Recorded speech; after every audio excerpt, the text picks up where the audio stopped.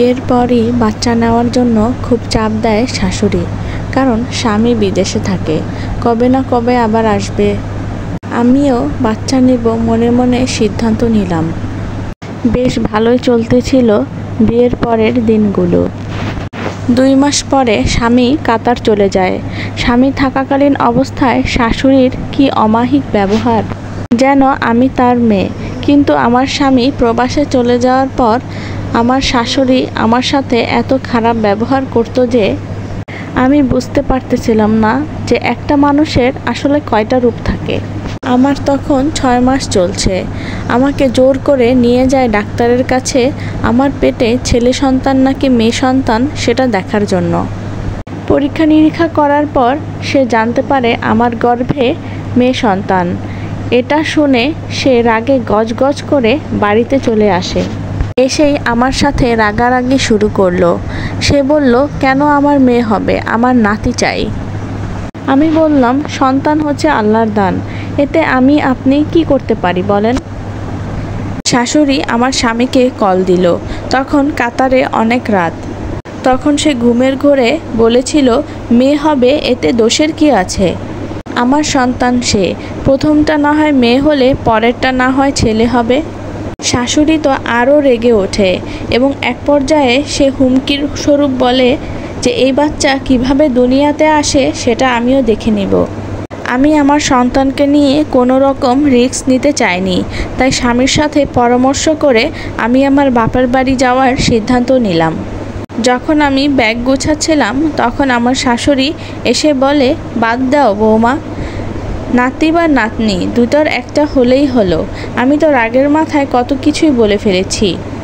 নিজের কানকে বিশ্বাস করতে পারছিলাম না।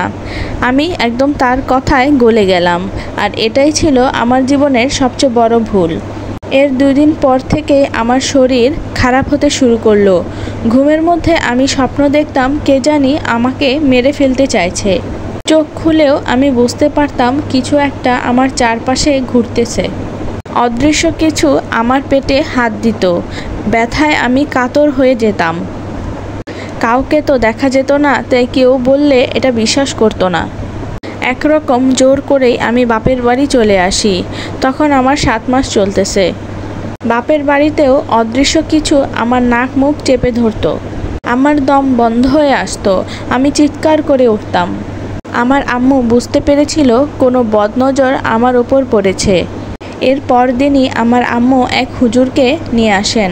হুজুর আমার রুমে প্রবেশ করতেই এক অদৃশ্য শক্তির অনুভব করতে পারলেন। সে সূরা পড়ে ফু দিতেই কিছু একটা কালো আমার জানালা দিয়ে বের হয়ে গেল। এরপর সে আমাকে বলল, তোকে কালো জাদু করেছে তোর শাশুড়ি, যাতে তোর পেটের বাচ্চাটাকে নষ্ট করে দেয়।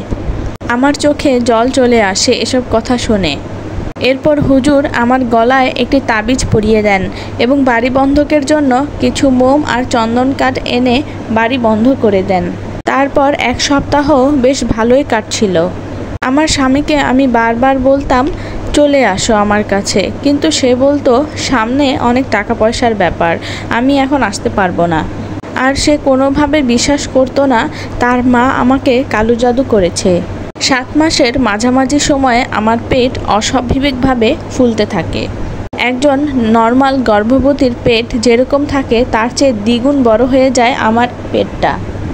সবাই দেখে ভয় পেত, এই বুঝি পেটটা ফেটে যাবে। পেটের ভেতরে স্পষ্ট বিশাল আকারের পায়ের নড়াচড়া বোঝা যেত। অনেক কষ্ট হতো, কিন্তু যতবারই ডাক্তারের কাছে যাওয়ার নাম নেই ততবারই কোনো না কোনো বাধা চলে আসতো। এই স্টোরিটা যে আপু পাঠিয়েছেন সে আপুটা নাম বলতে মানা করেছেন। আর এটা হচ্ছে আমার গল্পের প্রথম পার্ট।